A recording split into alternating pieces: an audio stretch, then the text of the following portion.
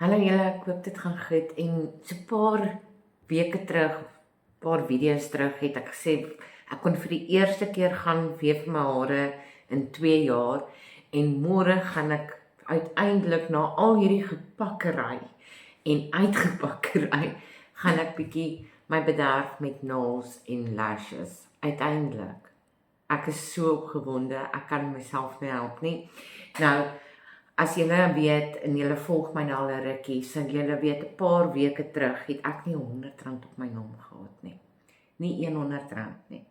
En ek kan môre gaan vir 'n hele treatment as gevolg van die Legacy Builder program.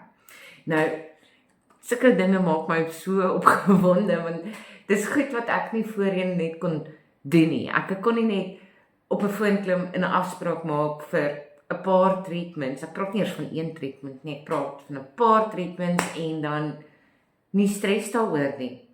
Om nie meer stres te hê in die aande nie. Ek het aande wakker gelê, want ek het nie geweet hoe ek die volgende dag 1 of 2 rekeninge gaan betaal nie.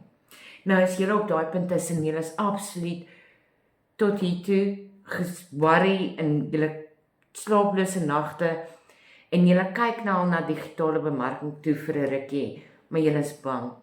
Asseblief kom in kontak met my, DM my en kom ons gesels daaroor.